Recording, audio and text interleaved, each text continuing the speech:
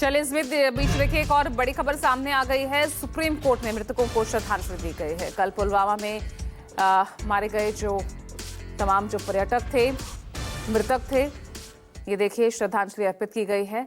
हर कोई स्तब्ध है, हर कोई परेशान है। ये देखिए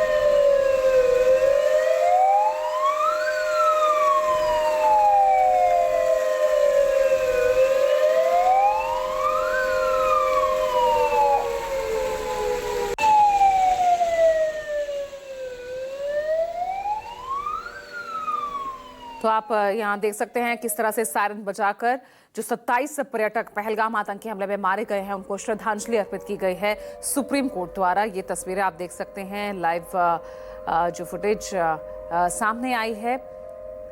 हर कोई स्तब्ध है, हर कोई हैरान है, हर कोई परेशान है और सभी एक ही आवाज में इस कार्रवाई का बदला लेने की मांग करता हुआ नजर आ रहा है। इस बीच सुप्रीम कोर्ट में किस तरह से यहाँ पहलगाम आतंकी हमले में मारे गए लोगों को श्रद्धांजलि अर्पित की गई, किस तरह से सायरन बजाकर श्रद्धांजलि दी गई है, वो तस्वीरें हम आपको दिखा रहे हैं।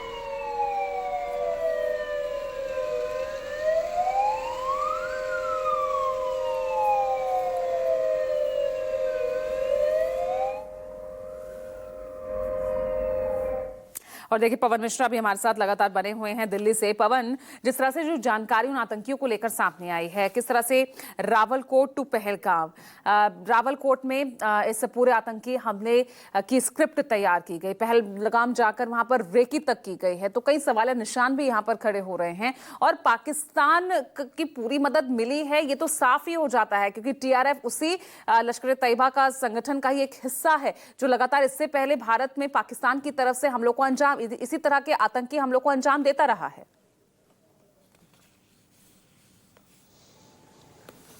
देखिए, आपको बता दें कि हर युद्ध की शुरुआत जो है पाकिस्तान ने किया, लेकिन उसे खत्म हमारे देश के शूरवीरों ने किया है। अगर पिछले 24 महीने की हम आंकड़े की अगर बात करते हैं तो लगभग 750 जो है मुठभेड़ हुआ है आतंकी और सेना में या फिर पैरामिलिट्री में। 100 से अधिक आतंकी मारे गए। तो ये जो 750 मुठभेड़ जो हुआ, ये हमारा आंकड़ा नहीं है, खुद सरकार और सेना का आंकड़ा है। तो क्या ये बैठक है, ये जो बातें हैं उस वक्त नहीं हो सकती थी कि कहां से आतंकी आ रहे हैं, कैसे हमला कर दे रहे हैं?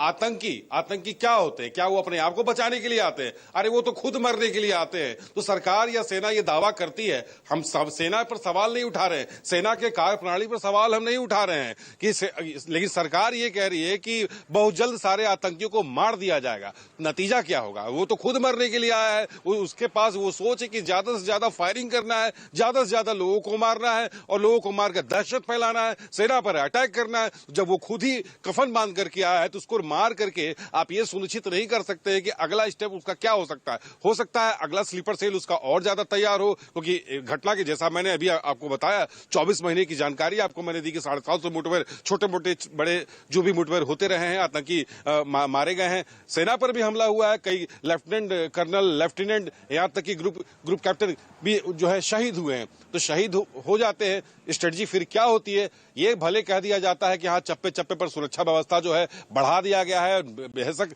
निगरानी की जा रही है।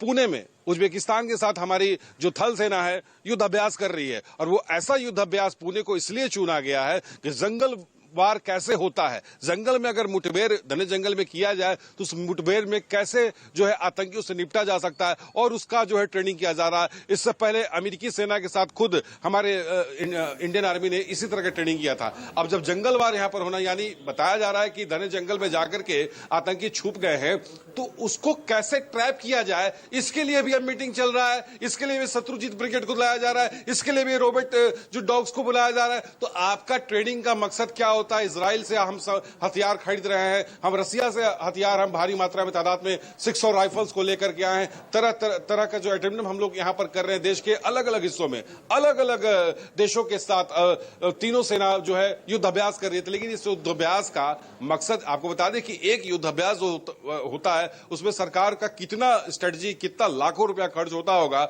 और युद्ध अभ्यास की अगर हम बात करते हैं तो कैसे चिन्हित नहीं होता है उस जैसा जगह पे जहां पर हर 2 मिनट बाद या हर मिनट बाद कुछ ना कुछ वारदात होने की आशंका होती है, और पूरे ट्रेंड के साथ युवक आता है और जिम्मेदारी भी लेता है। ये उसकी काबिलियत ये भी समझ लीजिए को मारने के बाद कहता है कि हाँ मैंने मारा है, जो करना है कर लो। लेकिन हिंदे इस्लामिया और गजनवी ये 2 इस्लामिक संगठन भी इसके साथ शामिल हैं। जैसा 2017 की बात कर रहे हैं, अबू इस्माइल, आदिल क्या है? अबू इस्माइल का चचेरा भाई है, जैसा हमारे पास इनपुट जो आया है, और पूरे उसे आदिल को ट्रेनिंग यहां पर दिया गया। यह भी कहा जा रहा है कि जो भाषाओं की जो हम चर्चा कर रहे थे, जिस भाषाओं की बात हो रही थी, तो कहीं ये ताड़, ठीक है पाकिस्तान की हमारी बात हो रही है लेकिन पाकिस्तान कभी नहीं मानेगा।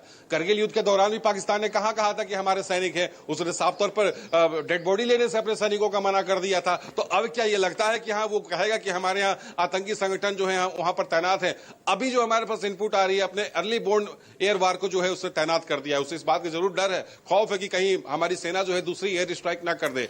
देखिए अब यहाँ पर तो जवाब मांगने का नहीं है, यहाँ तो अब सीधे सीधे दिखाने का, कुछ करने का वक्त आ गया है, और इसीलिए सीसीएस की ये मीटिंग बुलाई गई है लगातार। और कल भी जो है रक्षा मंत्री हो सकता है, जिस तरह से गौरव यहाँ पर जानकारी दे रहे थे, तो गौरव एक तरह से अगर एक तरफ हमसे गंभीर चूक हुई है तो यहाँ पर एक चेतावनी भी हमारे लिए जारी कर दी गई है।